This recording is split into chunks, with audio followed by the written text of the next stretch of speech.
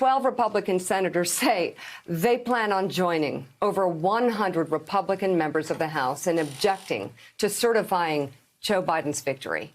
Those senators include Josh Hawley, Ted Cruz, Ron Johnson, and James Lankford, as well as several who were sworn in Sunday as members of the new Congress, all threatening to object to the certification of Trump's loss to President-elect Joe Biden when a joint session of Congress meets on Wednesday.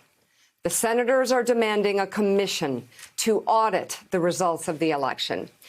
But nearly a dozen Senate Republicans have come out against the move by their colleagues. Senator Mitt Romney said in part the egregious ploy to reject electors may enhance the political ambition of some, but dangerously threatens our democratic republic. The congressional power to reject electors is reserved for the most extreme and unusual circumstances. These are far from it. Senator Pat Toomey said in part a fundamental defining feature of a democratic republic is the right of the people to elect their own leaders. The effort by Senators Hawley, Cruz, and others to overturn the results of the 2020 presidential election in swing states like Pennsylvania directly undermines this right. Senator Ben Sasse said the move is bad for the country and bad for the party. Senator Tom Cotton surprised some when he came out in opposition to the move, and a number of House Republicans have spoken out, including Liz Cheney, a member of House leadership who sent a 21-page memo outlining why this would set a, quote, exceptionally dangerous precedent, adding that it is directly at odds with the Constitution's clear text and our core beliefs as Republicans. Thank you. There's also former House Speaker Paul Ryan, who released a statement concerning the 2020 election results, saying in part, it is difficult to conceive of a more anti-democratic and anti-conservative act than a federal intervention to overturn the results of state-certified elections and disenfranchise millions of Americans. He went on to say Joe Biden's victory is entirely legitimate. And here is that op-ed published in the Washington Post yesterday by all 10 living former defense secretaries, urging for a successful and peaceful transfer of power and writing in part, quote, our elections have occurred, recounts and audits have been conducted, appropriate challenges have been addressed by the courts, governors have certified the results, and the Electoral College has voted.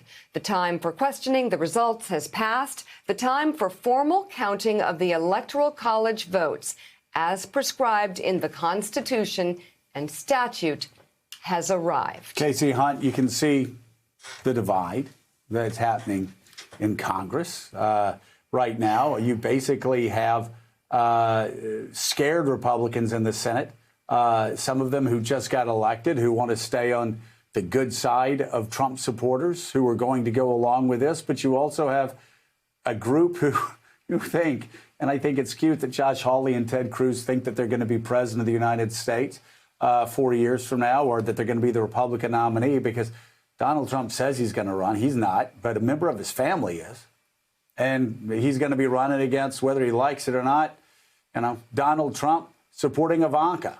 And the fact that Josh Hawley, Stanford undergrad and Yale Law School, and Ted Cruz, Harvard Law School, the fact that they would trot out such, as Paul Ryan said, such anti-democratic, anti-conservative nonsense in the support of a coup and the overturning of a democratic election, I guess would have been shocking 4 years ago, is shocking no more. But it is pathetic and it is dangerous. So talk about the calculations that are going into these senators who are siding with a president who's trying to pull off a coup.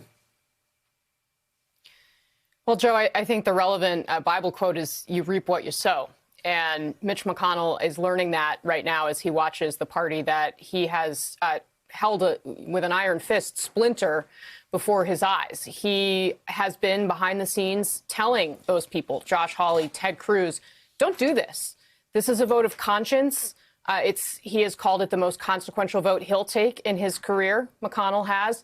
He has said, don't make us go on the record and do this. There's a political problem with it. But he's also cast it in moral terms behind the scenes. And you've seen others that Mika just walked through, Mitt Romney, Ben Sasse, Pat Toomey, also cast this vote in those kinds of terms. And the reality is that the assumption has always been for these leaders, these longtime leaders who have been around way longer than President Trump has here in Washington, was that they could use Donald Trump. They could use him to achieve their ends. They could get tax cuts passed. They could get conservative judges on the bench. And that when the time came, they would have the power that they needed to continue governing the way they always expected that they would be able to. But the reality is they didn't stand up to Donald Trump when he did things like call the media fake news over and over again. What does that accomplish? It accomplishes a situation where the people that support Donald Trump, they only believe Donald Trump. They don't believe anybody else. So now these Republicans are out there saying, well, my constituents think that this election was called into question. I have a responsibility to explain to them, to have this commission. Why is it that they think that? It's because that's what Donald Trump is telling them. And Donald Trump has spent 4 years telling them that they shouldn't believe anybody else. So while Republicans thought behind the scenes they could control Trump if they kept their mouths shut in public, they actually now are at the point they never thought we would be here. They always said this is going to be our line in the sand. They're trying to draw that line in the sand, and they're finding they have very little power to actually draw it. Thanks for checking out MSNBC on YouTube, and make sure you subscribe to stay up to date on the day's biggest stories. And you can click on any of the videos around us to watch more from Morning Joe and MSNBC. Thanks so much for watching.